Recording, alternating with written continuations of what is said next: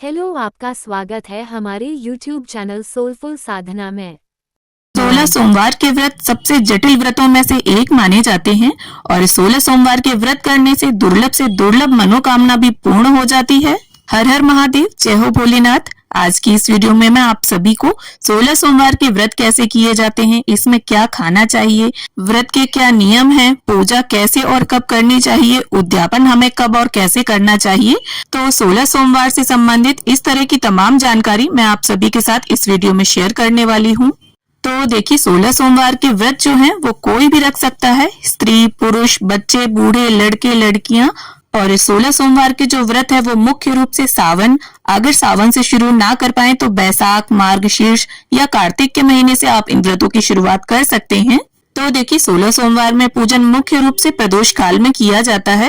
तो सबसे पहले तो आप अपने घर की एक साफ सुथरी पवित्र जगह को चुन लें और यहाँ पर मैंने चौकी बिछा ली है, उसके ऊपर सफेद रंग का वस्त्र बिछा लिया है। आप सफेद या पीले रंग का वस्त्र बिछा लें और अक्षतों का आसन देते हुए यहाँ पर शिव परिवार का चित्र है मेरे पास और इस चित्र में देखिए गणपति जी भी बने हुए हैं, तो गणपति जी का पूजन भी हम इसी में ही कर लेंगे। और देखिए, 16 सोमवार के व्रतों में पूजन आप मंदिर में भी कर सकते हैं और घर पर भी कर सकते हैं। और इसके साथ ही देखिए, अगर आपके पास शिवलिंग है तो आप उनका पूजन कर सकते हैं और नहीं है तो इस तरह से मिट्टी के शिवलिंग भी बनाकर आप पूजन कर सकते हैं। और शिव जी के पूजन में मिट्टी से अगर हम शिवलिंग बनाकर पूजा करते हैं तो हमारा जो पूजन है वो और भी अधिक प्रभावशाली हो जाता है। और देखिए, पहले सोमवार को अगर आप पूजन घर पर करते हैं तो प्रत्येक 16 सोमवार को आपको घर पर ही पूजन करना होगा। और अगर पहले सोमवार से शुरुआत आप मंदिर में पूजन करने से करते हैं तो पूरे 16 सोमवार आपको मंदिर में ही पूजन करना होगा। और पूजा का जो समय है वो आपका सुनिश्चित होना चाहिए। पूरे 16 सोमवार तक प्रत्येक सोमवार को आपको एक ही समय पर, एक ही टाइम पर पूजा करनी है। तो देखिए, शिवलिंग को बनाने के लिए अगर आपको काली मिट्टी मिल जाए तो आप उसका प्रयोग करें और शिवलिंग में देखिए आप पानी से हाथ जरूर फेर दें, कहीं भी शिवलिंग में दरार नहीं होनी चाहिए। तो इस तरह से बेलपत्र पर आसन देते हुए शिव जी को हम थोड़ा ऊंचाई पर विराजमान कर लेंगे, जिससे अभिषेक के समय जल जो है वो नीचे आ जाए प्लेट में। तो यहाँ धूप दीप प्रज्वलित कर लिया है मैंने। अब इसके बाद देखिए, सबसे पहले हम जल से अभिषेक कर लेंगे शिव जी का। तो जल में आप गंगा जल भी मिक्स कर लें। इसके बाद कच्चे दूध से मैं अभिषेक कर लूंगी और वापस से हम शुद्धोदक स्नान करा लेंगे शिव जी को। अब इसके बाद फूल की सहायता से हम स्नान की भावना से संपूर्ण शिव परिवार को छींटा दे देंगे जल का और चौकी का भी पवित्रीकरण कर लेंगे।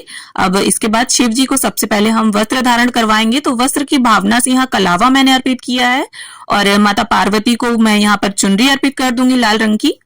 अब देखिए, सबसे पहले प्रथम पूज्य गणपति जी को हम तिलक कर लेंगे। इसके बाद कार्तिकेय जी को, शिव जी को, माता पार्वती को, सभी को हम चंदन से तिलक कर लेंगे। अब इसके साथ ही गणपति जी और कार्तिकेय जी को यहाँ पर हम रोली से तिलक कर देंगे और माता पार्वती को सिंदूर समर्पित कर देंगे और सभी को अक्षत अर्पित कर देंगे। तो देखिए, 16 सोमवार के जो व्रत है वो नियम पूर्वक और विधि विधान से रखे जाएं तो ऐसी कोई भी मनोकामना नहीं है जो इन व्रतों को रखने से पूर्ण ना होती हो। अब इसके साथ ही देखिए, शिव जी के किसी भी प्रकार के पूजन में बेलपत्र का बहुत अधिक महत्व होता है, तो बेलपत्र की व्यवस्था आप जरूर कर लें। इसके साथ जो भी शिव जी की प्रिय वस्तुएं आपको मिल जाती हैं आप वो सभी शिव जी को समर्पित करें। तो यहाँ पर बेलपत्र, शमी पत्र, धतूरा, धतूरे के फूल, इस प्रकार से ये सामग्री मैं अर्पित कर दूंगी। और बेलपत्र जब भी आप अर्पित करें उसे शिव जी की तरफ टच करते हुए उल्टा अर्पित किया जाता है और जो उसकी टाइट डंठल होती है उसे आप तोड़ लें। अब साथ ही दीपक को भी हम तिलक कर देंगे। तो देखिए, नियम के अनुसार 16 सोमवार के व्रत में पूरे दिन निर्जल रहकर शाम के समय पूजन के बाद एक समय अन्न से बना मीठा भोजन कर लिया जाता है। तो इस व्रत में देखिए, अन्न खा लिया जाता है लेकिन नमक का सेवन बिल्कुल नहीं किया जाता। और अगर आपको कोई हेल्थ इश्यू है, आप मेडिसिन वगैरह लेते हैं, निर्जल व्रत नहीं रख सकते, तब आप एक समय सुबह के टाइम फल, चाय, दूध ये ले सकते हैं। तो सभी को पुष्प समर्पित करने के बाद गणपति जी को यहाँ धूप घास अर्पित कर दी है मैंने। अब देखिए, सबसे ज्यादा विशेष जो चीज है 16 सोमवार के व्रत में वो है भोग प्रसाद। तो आपको 3 हिस्सों में मीठा भोजन तैयार करके भोग निकालना होता है। इसमें से देखिए, एक हिस्सा आपका होगा, एक शिव जी को आप समर्पित करेंगे और एक गौ माता का। तो यहाँ पर मैंने चूरमे के लड्डू बनाकर भोग लगाया है। आप खीर बना सकते हैं या चीनी के पराठे बना लें या हलवा बना लें। कुल मिलाकर अन्न में मीठा डालकर आपको भोजन तैयार करना है। उसके 3 हिस्से आपको करने हैं और आपको जितना खाना है उतने ही 2 हिस्से आप और निकालेंगे, मतलब तीनों हिस्से बिल्कुल बराबर होने चाहिए। आपको ऐसा नहीं करना है कि अपना हिस्सा आप ज्यादा रखें और बाकी के 2 हिस्से में थोड़ा थोड़ा भोग निकालें। तीनों हिस्से बिल्कुल बराबर रखना। और देखिए, अगर आप अन्न ना खाकर फलाहार व्रत करना चाहते हैं तो कोई भी फल आप ले सकते हैं। जैसे 12 केले ले लें 4-4 की संख्या में, उन्हें 3 हिस्सों में रख सकते हैं, या 6 सेब ले लें 2-2 की संख्या में 3 हिस्से कर दें। और अन्न के भोग के साथ साथ आप फल भी समर्पित कर सकते हैं, लेकिन ये फल आप नहीं खाएंगे, परिवार के सदस्यों में इसे वितरित कर सकते हैं। अब अपने यथा सामर्थ्य आप दक्षिणा जरूर अर्पित कर दें। इससे पूजा में अगर किसी भी तरह की कोई कमी होगी तो वो पूरी हो जाएगी। अब इसके साथ ही सीधे हाथ में पुष्प या अक्षत लेकर हम सोमवार व्रत की कथा को पढ़ लेंगे। तो देखिए, बिना व्रत कथा को पढ़े या सुने 16 सोमवार का जो व्रत है वो अधूरा माना जाता है, तो कथा आपको जरूर पढ़नी है। और देखिए, 16 सोमवार व्रत का एक बहुत ही जरूरी नियम होता है कि ये व्रत आपको बीच में स्किप नहीं करने हैं। किसी भी कंडीशन में आपको व्रत छोड़ना नहीं है। और अगर आपका बीच में मासिक धर्म आ जाता है तब भी आप व्रत रहेंगे, छोड़ेंगे नहीं। पूजन आप अपने पति से, भाई से, बहन से या माँ से करवा दीजिए। अब कथा संपन्न करने के बाद हाथ के पुष्प या अक्षत आप शिव जी के चरणों में छोड़ दें। अब इसके बाद जो दीपक हमने प्रज्वलित किया था उसी से मैं आरती कर लूंगी। आप यहाँ पर चाहें तो अलग से दिया लगाकर भी आरती कर सकते हैं। और देखिए, 16 सोमवार के व्रतों में आपका व्रत अगर बीच में छूट जाता है, किसी वजह से आप व्रत नहीं रह पाते हैं, तब दोबारा से आपको व्रतों की शुरुआत करनी होगी। पहले के जितने भी व्रत हैं वो नहीं माने जाएंगे।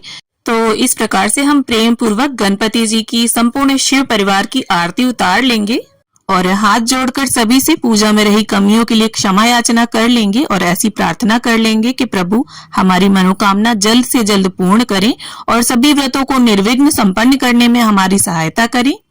तो इस तरह से हमारी पूजा संपन्न हो जाती है और पूजा के बाद आप सभी को प्रसाद बांटकर स्वयं भी प्रसाद ग्रहण करें। गाय को आप पहले भी खिला सकते हैं और बाद में भी, और अगर गाय ना मिले आपको तो आप गाय वाला हिस्सा कन्या को भी दे सकते हैं। और उद्यापन वाले दिन यानी 17वें सोमवार को आपको 1.25 किलो आटे का चूरमा बनाना है और इसका जो भोग है वो भगवान को लगाकर सभी को प्रसाद के रूप में बांटें। और इसके बाद अगर मिल जाते हैं तो 16 ब्राह्मण ब्राह्मणी के जोड़े को आप जिमाएं, यथा सामर्थ्य दक्षिणा दें, वस्त्र दान करें। और अगर ना मिले तो एक पंडित पंडितानी के जोड़े को भी आप भोजन करा के दान कर सकते हैं। और पूजन भले ही आप हर सोमवार को शाम को करते आए हों, लेकिन उद्यापन वाले दिन आप सुबह उद्यापन करेंगे। तो उम्मीद करती हूँ 16 सोमवार व्रत से जुड़ी ये जानकारी आप सभी को जरूर पसंद आएगी और आपको कहीं ना कहीं इस वीडियो से मदद जरूर मिलेगी। वीडियो अगर अच्छी लगे तो इसे लाइक शेयर करें और मेरे साथ जुड़े रहने के लिए चैनल को सब्सक्राइब कर लें। अगर वीडियो अच्छा लगा तो सब्सक्राइब करें हमारे YouTube चैनल सोलफुल साधना को।